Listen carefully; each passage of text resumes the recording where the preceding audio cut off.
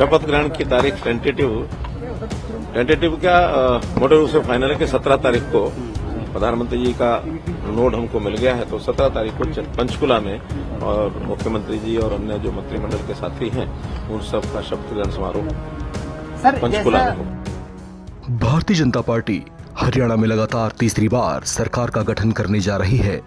तारीख तय कर दी गई है, आला कमान की ओर से हरी झंडी मिल गई है और शपथ की तैयारियां भी शुरू कर दी गई हैं। हरियाणा के पूर्व मुख्यमंत्री और वर्तमान में केंद्रीय मंत्री मनोहर लाल खट्टर ने बताया कि शपथ ग्रहण की तारीख 17 अक्टूबर तय हुई है, जिसका आयोजन पंचकुला में किया जाएगा। इस कार्यक्रम में प्रधानमंत्री नरेंद्र मोदी समेत केंद्र के कई बड़े चेहरे दिखाई देंगे, जबकि बीजेपी शासित प्रदेशों के मुख्यमंत्री भी शामिल होंगे। शपथ ग्रहण की तारीख टेंटेटिव क्या मोटे रूप से फाइनल है कि 17 तारीख को प्रधानमंत्री जी का नोट हमको मिल गया है, तो 17 तारीख को पंचकुला में और मुख्यमंत्री जी और अन्य जो मंत्रिमंडल के साथी हैं उन सब का शपथ ग्रहण समारोह पंचकुला में होगा।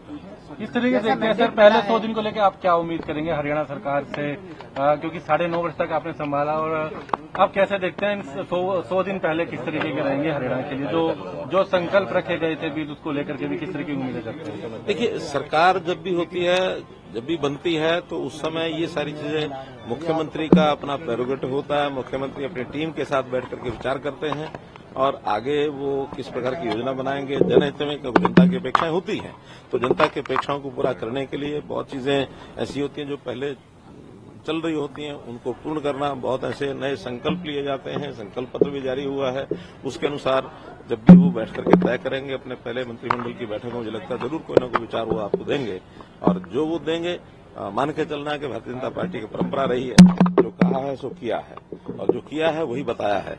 तो इस नाते से जो बताएंगे मुख्यमंत्री जी उसमें बताएंगे। हरियाणा विधानसभा चुनाव बीजेपी के लिए बड़ी चुनौती थी, जिसमें पूर्ण बहुमत हासिल कर उसने विपक्ष को चौंका दिया है। अब कुछ ही महीने बाद हरियाणा से सटी राष्ट्रीय राजधानी दिल्ली में भी चुनाव होने हैं। मनोहर लाल ने दावा किया कि हरियाणा में बीजेपी को मिली इस बम्पर जीत का असर दिल्ली चुनाव पर भी पड़ेगा। वहीं उन्होंने विपक्षी दल कांग्रेस के ओवर कॉन्फिडेंस पर भी तंज कसा। सर, दिल्ली चुनाव पर कितना असर पड़ेगा? 3 महीने बाद दिल्ली में चुनाव है, हरियाणा सटा हुआ है पूरा। पड़ना चाहिए, इसका प्रभाव पड़ना चाहिए। कारण यह है कि कोई भी चुनाव अपने आप में एक सोलिटरी इवेंट नहीं होती, उसका जो प्रभाव होता है वो किसी प्रकार का भी परिणाम हो, वो जिस प्रदेश में जिस क्षेत्र में चुनाव वहां तो होता ही है, आसपास भी उसका पड़ता है, देश भर में पड़ता है। तो जिस प्रकार से हमारे जो विपक्ष के नेता बड़े नाद होकर मुंह चौकड़ी करके और तैयार बैठे थे कि मैं तो अगला प्रधानमंत्री बनने वाला हूं, वो हवा तो खिंच गई। नहीं, देश के विपक्ष के नेता वो प्रधानमंत्री बनने की भी तैयारियां अभी भी से लगे हुए थे, तो उनका तो सफाया हो गया उन उम्मीदों का।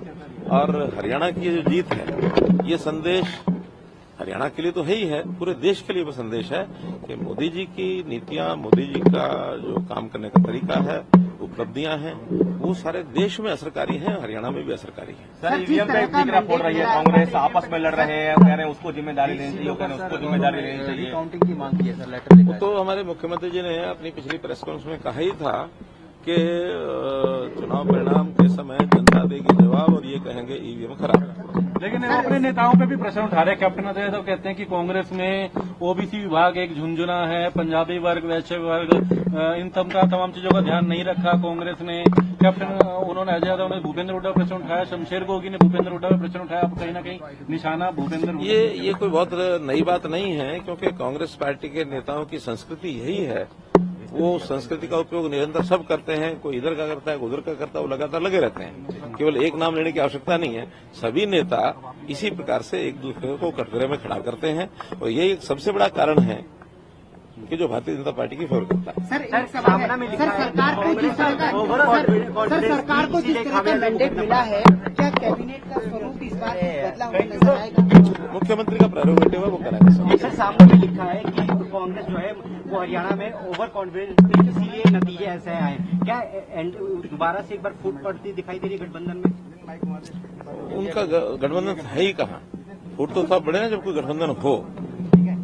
आखिर उसी गठबंधन में वो एक दूसरे का सहयोग मांगते हुए और अलायंस करते हुए नजर आए। वहीं फिर एक दूसरे ने नकारा और पार्टियों ने ये भी नारा दिया कि उनकी जो सहयोगी पार्टियां और जो जिसके साथ गठबंधन करने की बात वो करते रहे कि भी सनम डूबेंगे, खुद अकेले डूबेंगे, तुम्हारे साथ क्यों डूबेंगे। कांग्रेस कहती है कि सनम हम तो डूबेंगे, तुम्हें साथ लेके डूबेंगे।